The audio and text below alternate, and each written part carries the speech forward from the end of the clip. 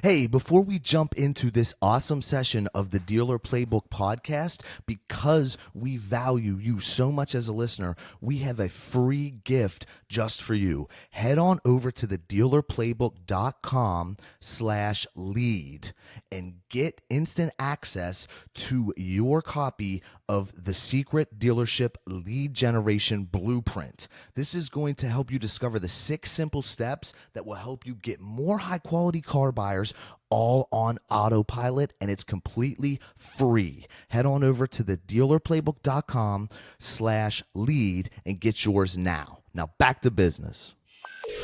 This is the Dealer Playbook. Hey there, what's going on? You're listening to session 65 of the Dealer Playbook Podcast, where every week we're having conversations with some of the most influential people from inside and out of the automotive industry. My name's Michael Cirillo, joined by, y'all know him, Mr. Robert Wiseman. What's going on? Hey man, what's up? Yeah, I mean, this is a cool one because it's subject matter that we haven't had on the show ever. And one thing that I'll say is, I mean, there's going to be a lot of guy talk here. I mean, a lot of what we're talking about is specific towards men's fashion with our guest today. But you can take these same principles and apply them to yourself. If you're ladies, lady in the automotive but ladies, industry. If there is an expert like this for ladies that can talk this, what you're about to get into here, please hit us on Twitter. At the Dealer Playbook on who, because we'd love to get her absolutely. on. So our guest today is a gentleman by the name of Antonio Centeno. This guy's a very, very influential info marketer, and we could have gone that route with him, but specializes in, what's his website again? Realmenrealstyle.com. Realmenrealstyle.com. He is, one of the foremost experts on fashion for, dressing for success. Yeah, he's a style consultant. And so we thought, it'd be really cool to bring him on the show and talk about ways that you can present yourself to get the most out of your sales career or whatever it is that you're doing at the dealership. But Robert, you've been connected to this guy, watching, and checking out his blog and stuff like that. Yeah. I originally got the guy's YouTube channel. You definitely want to check out. He's got 500 plus video tutorials on there of awesome stuff, man. And that's where I originally started following him, is from his marketing, just watching his marketing, and thought he was a great marketer. And I was just looking at like his strategies and tactics in regards to that. And then I really fell in love with his content, and it's so good for like everything, the whole, business, because your personal brand is so much of your style. We go into that a lot here. So stay tuned in this episode, because you're going to hear Antonio demystify and dig deep on a lot of the questions that we know you have about how to present yourself, how to make yourself your appearance, really kind of cut through the shoes clutter. To be wearing, everything. We're going to dive deep on the beard topic, what kind of watches you should be wearing, everything. So stay tuned for this episode and our sit down with Antonio and Centeno. Why you should be wearing it. Let's do it.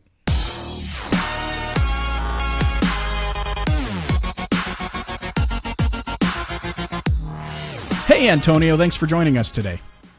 You're welcome. Good to be here, guys. Yeah, we're really looking forward to this, because it's, subject matter that we haven't really had on the show. Actually, we haven't had on the show at all. But something that we're very particularly interested in, and I know is going to go a long way for those that are listening in. But I want to kick this off with a question to you. I've attended a ton of different, business seminars and wealth seminars and all those sorts of things in the past.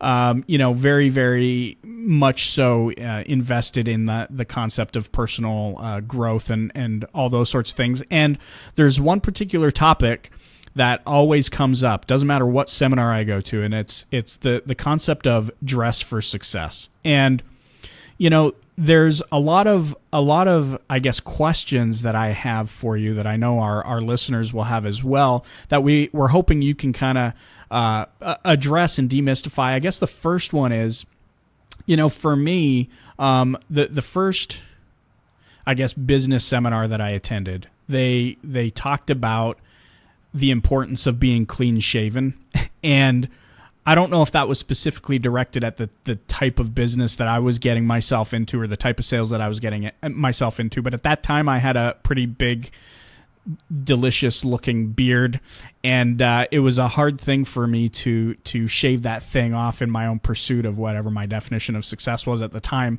But what I found is that it did actually have an impact on my ability to sell. I want to turn this over to you because I know beards. We're going to jump off right into this topic. Beards is a big thing right now. They've kind of come back in. Robert's kind of sporting this manly mountain beard going on right now. What's the consensus on that? I mean, what kind of, do you have any conclusive information? Yes beard or no beard? What are you finding works? All right, Michael, let me go ahead. And that's a great place to start because it's a trend. And so a lot of people in sales, I know you guys are staying up on, you see what is popular and you also feel a little bit of pressure and you want to try it out. But so the answer was actually in what you said, clean shaven. So the association for a long time has been if you have hair on your face, you are not clean. And my friend Eric over at Beard Brand, he has a big issue with the word clean. He has built he was on Shark Tank, and the guy has built an entire business on beard products. And he likes to call it fully or completely shaven, not clean shaven. But there is still an association, and it is out there. Some people feel that if you've got a beard, you are in some way dirty. So that's the issue with beards. Isn't that you are dirty or that you are clean. It's simply that they're polarizing. And so it's kind of like if you're in the Chicagoland area and you're a Green Bay Packer fan, you don't wear a Green Bay jersey and try to sell cars in Chicago. It's going to be now. Some Green Bay fan will probably say, "Man, you're friggin' awesome. I love how you go against the crowd." But if you do that, you're just going to polarize, and people are going to be, "Who is this guy?" Like it's too polarizing, dude. So you try to reduce the polarizing things that you try to set things up for success. And if your job is to sell and be the number one salesperson, you want to eliminate anything that's going to cause basically subconscious distrust. And beards, unfortunately, are one of them. Same with mustaches. Okay, but how does that tie back to? Because another thing that I think a lot about style, though, is it's so important. And a topic we discuss here a lot is about personal branding. And your style is huge with your personal brand. But I see what you're saying. It's like it could turn some people off, but it might not turn others off. You know what I mean? It might not. So it's exactly. There's a guy in Austin, or I've even seen a lawyer, I think in Portland, and the guy is completely covered with tattoos and piercings. That works for those towns. And he's the lawyer for the you get caught with weed, you go to this guy. And that is the message that he's going for. And that's how he's standing out from the crowd. So if you are the bearded dealer, you go for it. But understand that is part of your branding, and you've got to own it. Gotcha. Here's one that I have off the cuff that I see a lot of people asking about and is very important. So, Antonio, think about these guys, whether they're established or not, they're on their feet a lot. Some of the newer guys are outside, they're stomping around in Chicago winters and then, or Texas summers and stuff like that. What is and your feet, man, they start aching no matter what shoe you have. From your perspective, I would really like to hear what shoe you would wear if you were in that terrain. Well, one, I would have probably a variety of shoes. So it would be something you keep 2 or 3 at work if you're in Chicago for the weather, and actually rotating through shoes in a day. Because what really happens is you start to get moisture buildup in it's a hot, humid day in Chicago or out maybe on the Northeast coast. And yeah, you want to be able to rotate through shoes. You do want nice shoes, though. People will look at shoes and they're going to look at accessories and they're going to quickly measure you up. So if you're selling BMWs, you don't want to be running around in a $50 pair of shoes. Your customer, he may not dress, so, he may keep it, a little bit lower key, but he probably is more, he understands quality. He's buying a quality car. And if he looks down at your feet and you're wearing something that's glued together and costs $50 and is square-toed, he's going to say, can I really trust this guy? Versus if you pick up something like Alan Edmonds or maybe, Paul Evans. It really is finding a brand that works for you. Also making sure you get the right pair of shoes for your feet. Go through and go into a store, try on multiple brands. They all fit you differently, and practice wearing them. I think sometimes people are pretty darn soft. Honestly, when I was in the Marines, we throw on a rucksack and you go march 30 miles, and that's when your feet hurt. I understand being up on it all day. Well, yeah, dude, but don't some of those, like with the wooden bottoms and some of those really, really nice shoes that are beautiful and constructed great, like walking on pavement and walking on it's different than walking through an office all day, but then when you're walking on blacktop and grass and all that, is there like any particular brand? My favorite go-to, and I'd like your opinion on this, was the Cole Haan Santa Barbara. I'd get them in the tans and the blacks over and over again. Like, looked good. Comfortable, Air Max, like air in it, felt good on the foot. Well, I would say, if you feel good about them and if you can make a knowledgeable decision that they do look good, then I would say go for it. And that's the way that I like to teach. There's an infinite number of decisions you'll have to, men around the world will have to make when they get dressed. And my thing is, you need to focus in on fit, fabric, and function. And if you understand those three things in men's style, and just to apply them to your shoes, do they fit you properly? Do they feel good? It sounds like they passed that.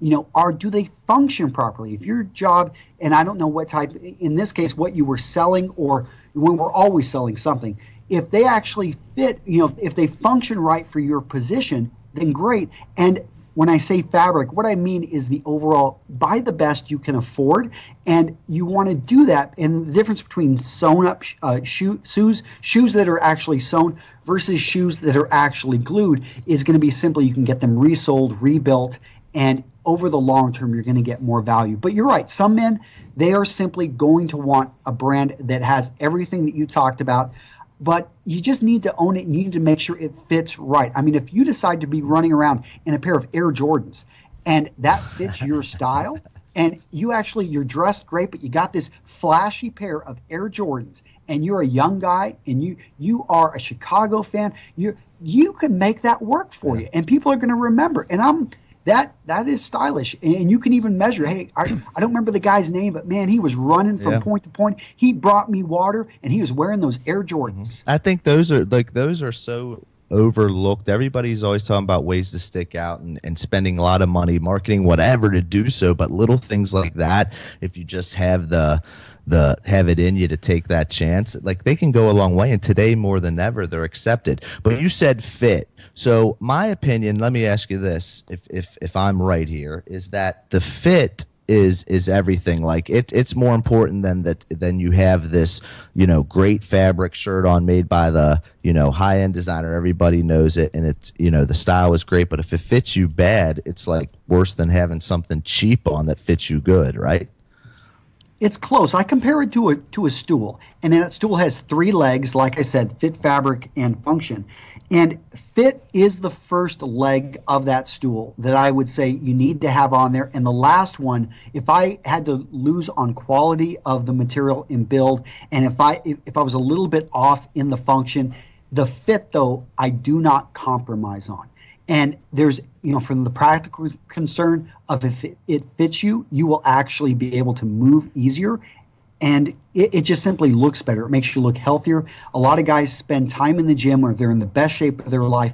And having something that fits you is going to make you look great. If you're in bad shape and you've got an extra, 15, 20, 30 pounds around the midsection, well, if you've got something that fits you and does a good job of hiding that, it's going to make you look, better, more healthier, and therefore more trustful. Okay, so I've got a question here. It's kind of off of the topic of what we've been talking about, the fit, fabric, and function. But with today, in today's, I guess, society, as the millennials are coming up, and we try and be as non-judgmental as we possibly can. How do we approach this topic of your appearance matters without, I guess, offending people? Do you know what I'm getting at? I feel like people are like, look, I'm just going to throw it out there.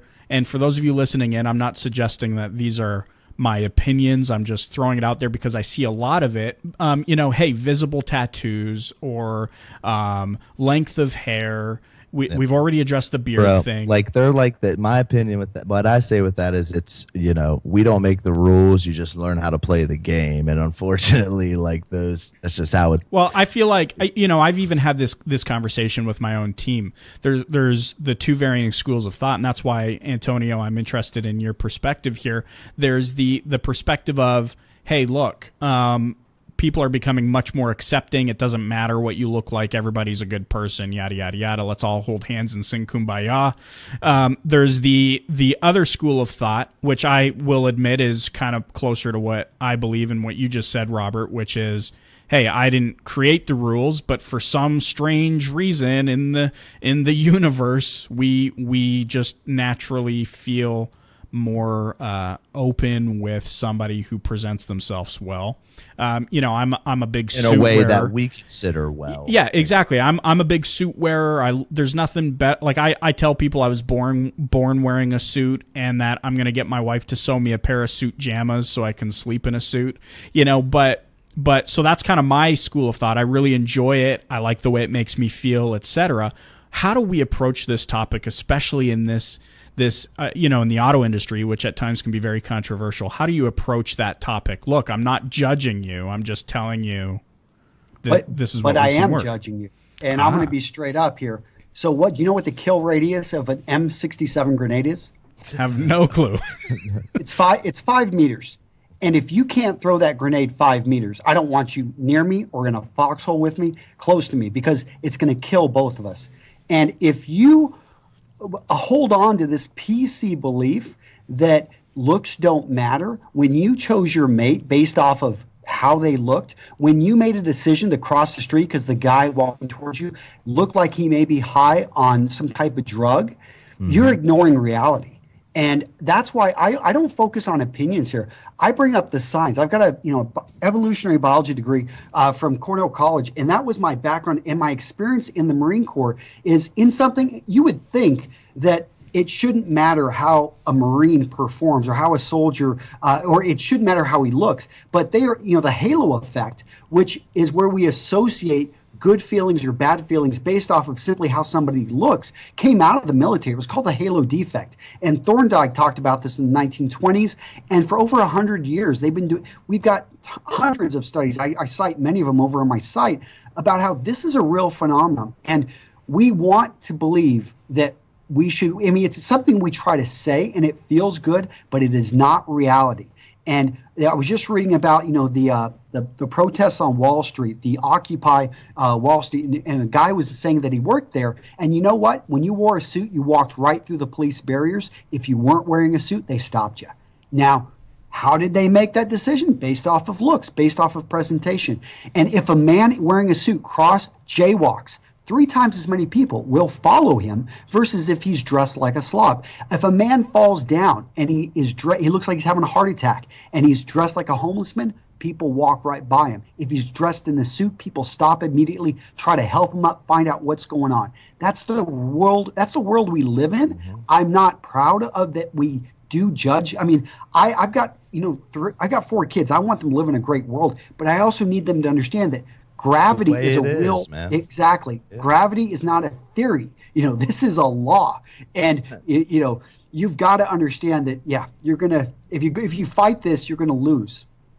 Oh, I agree. I think anybody that's out there agree. You'd like not to, but it is the way it is. So it kind of goes along with, I say stop moving stop moving in the opposite direction of the money. And in the context of what we're talking about today, it's like, look, if you want to, like you said, Antonio, if you want to be number one and you want to achieve your definition of success, and if that has to do with building trust, making money, then stop fighting against it. Stop, I guess with the political correctness of everyone's a good person. It's like, look, they might be a good person. And like you said, I'd love to have people not be so judgmental, but appearance does really affect how people treat you and what kind of an affinity or not that they have with you. So if that's the case, move in the same direction as the money. Stop fighting against it. Exactly. Hey, Antonio, what about the ability? Is it possible for the guy to be overdressing? Now we talked about BMW, and of course you're talking the higher end cars is one thing, but let's get down to somebody that's working. That guy listening that works at Kia. The girl listening that works at Ford. Like, you know what I mean? Like, what can you adapt? Can you adapt from your customer? Do you take anything from that, or going into that, how do you design your style?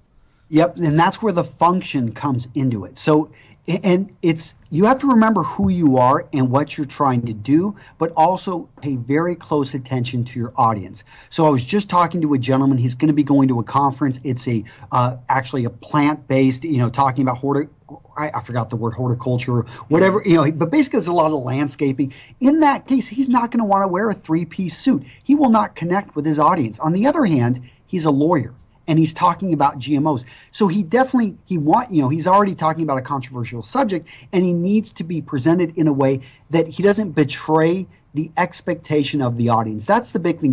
Do you guys have, Robert, you guys have any kids Yeah, we both do. I have two boys. Okay. He has two boys and a girl. So you walk into an emergency room at 2:00 in the morning, and you immediately, your kids are sick and they've got a fever, and you're looking, hey, where's the doctor? And some guy comes out, he's 25, but he's wearing torn tie-dye shirt, shorts. He says, hey, I'll take the kid. I'll take a look at him. Now, he could have a degree from Harvard, but unless you got that white jacket on, you have betrayed my expectation with my most precious, with my child. And I want to see you. I want to make sure you're not some random guy just on high, walking around the halls. Yeah, good point. I mean, the jacket makes it happen. That's the key. We've all got a uniform, and in the military, it was very clear what that uniform was and what the rank signified. We have those same things in the civilian world. They're just a bit more subconscious. So when I expect to meet a salesman, I have a certain expectation of what he's going to look like. Now, if you're selling, Fords, if you're selling, BMWs, you're selling, Mercedes, that uniform is going to change based off of not just, the area you're at, but also your clientele. Okay. So what tips before, I know we got to wrap this up, but I like where that's going. We should have went with this a while ago. What tips can you give on them determining that? Just some quick ones, like feeding off the individual, knowing that you're kind of in the right, you're not too fresh, but you're right in the just right zone. So, a number of things you're going to take into is, one, you want to look at your environment. Obviously, if in Chicago, you're going to have the weather. You're going to be out there when it's cold. So you want to still present yourself well, but you don't want to be shaking. You don't want to look like you're ill prepared. So pay attention to that environment. Also look at, the city you're in. There's a difference between if you're in downtown Chicago or if you're going to be maybe in Highland Park, or you're going to be maybe out in Joliet or something like that. So it's a little bit different feel for those areas. Or if you're outside of the city and you're in Evanston, Illinois. So that goes into, you'll be able to dress down at the Mercedes dealership in Evanston, versus, if you're in downtown or if you're in New York City. So all that goes into it. Then you start to bring in, what type of message do you want to send? And if you're, if you're starting at the bottom at the dealership, you're not going to be wanting to wear cufflinks. You also have to pay attention. What are the people in the company going to be thinking of me? Are they going to think I'm pompous and I'm a little bit, because I'm outdressing them? So pay attention what the unspoken dress code is at the company. And you can dress very similar, even if your company does have a dress code. You could actually take your clothing and get it adjusted to fit you. And that would be something most people never go that extra mile and have that done. Then you want to, pay attention to, like we talked about, the way your customers are dressing. Look around, see what the average, especially the people that are the best customers, how are they presenting themselves? How do they like to be addressed? I would say always have a sports jacket and maybe a change of clothes so you can dress up, because you may not always find yourself on the lot. You may be called into a meeting with company execs that come in from Toyota and they're dressed in suits. You at least want to be dressed, be able to take it up to another level. Well, yeah. So you want to be flexible there. And you mentioned changing the shoes and stuff too. So you got to be like Mr. Rogers, changing twice a day there at the dealership. Make sure you sing while you do it. Sweaters, yeah. When it comes to the extra mile in business, there's not a whole lot of traffic there. And that's why why some people like succeed yeah. and other people don't. And if it's too much for you to have that extra gear and to go that extra mile, then you're probably just not going to be that top 1% performer. Yeah. Interesting. And I've even known people that have gone as far as having like an electric razor in their top drawer that they can just kind of run into the bathroom and clean up real quick if they're getting a little bit scruffy or whatever. I have one last question for you to kind of add to this rapid fire. You mentioned accessories. Does the size of your watch matter? I wouldn't say the size of your watch. I would say it matters for some, because that is so if you were on a high-end car dealership, I mean, if you look at, what did BMW start off as? What type of, I almost gave it away. What did they manufacture? Wasn't it motorcycles first or something, didn't it? It was airplanes, wasn't it? Airplanes. Isn't that, if you look at the logo, it's a propeller. That's right, yeah. Yeah, and airplanes, I mean, it's a precision instrument. If that fails and you go down, that's not a good thing. Oh yeah, difference between an airplane and a car, but definitely, yeah. But that's a precision instrument. And I would say the same way that people get wrapped around their cars and they love them, they give them names, the same thing with watches. So you want to focus in on a quality piece, and, for a relatively small investment, you can get something, under, just a couple $100 that is respected. Once you spend and you get into it, if you happen to catch the bug, gosh, there are watches out there that cost $500,000. Now, I'm not recommending that. You shouldn't probably be having to work at a dealership if you can spend $500,000 on a watch. But the point is that it is something that if you're going to go into and become, understand it could become a conversation piece. So with that, thoughts on smartwatches?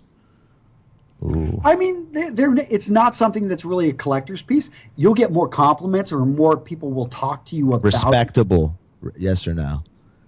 It depends. I mean, if you're wearing it to grab it, if you actually enjoy the tech and you like being part of a movement, then sure. If you're a tech, you're on your side time, you're a podcaster, and you're not just a guy talking about cars, but you love watches and you love to be part of the first generation, let's say the Apple smart, the Apple the iWatch or whatever it is, then sure. But if you're doing it thinking that's going to impress somebody, I would say no, not at this point, because that technology has not even come close to being perfected. Yeah. Okay, hold on. Yeah, I'm just taking. I'm excited to watch. see what the brands are going to do with the accessory, as in like the watch band for the smartwatches. I envisioned like a lot of brands stepping forward with designs for that. I've got a friend up in Montana called the Strapsmith, and he has just been bombarded with orders for straps for the smart watch. Sweet. It's amazing.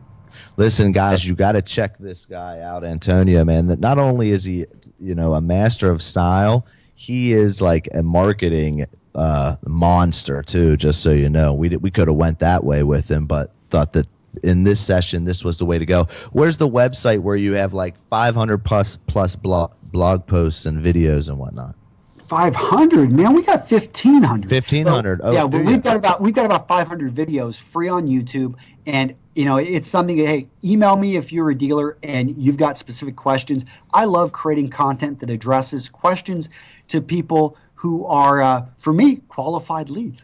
And he's got great stuff that's like how to roll your sleeve up the right way and stuff. Exactly. Like that. Five different ways to do that, and I give it to you quick and short bites. But if you've got a specific question, just send me emails. We love creating content for guys because I find that it's just a great way to build trust and to, at the end of the day, create more sales with our courses and products. Awesome. Love it. We're going to link to all of that in the show notes. But Real Men, Real Style. That's right. Yeah. Love it. Antonio, thanks so much for being with us today. Robert, Michael, appreciate it. Thank you, guys. You rocked it, bro. Thanks.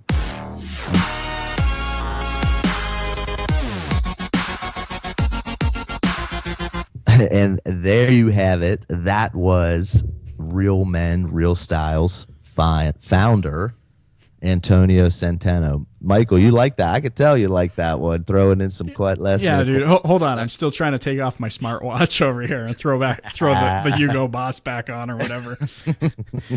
Yeah, got it on eBay right now. Yeah, exactly. It's like, oh man, I just bought this thing. No, so Yeah, I mean, this is a topic, like I said, I mean, you heard me say in the episode, I have conversations about this topic so frequently. You know, I like how he just kind of took my question there halfway through the show and chewed it up and spit it out and just was very candid and frank and said, look, we're absolutely judging people, and gave some examples. And he's not judging them from them as being a good person or a bad person, but just strictly from how we perceive things and how we build trust with people. And so I really like just kind of... Is that who I want to solve my problem? Yeah, exactly. And so... And it's hit or miss because it's... Yeah.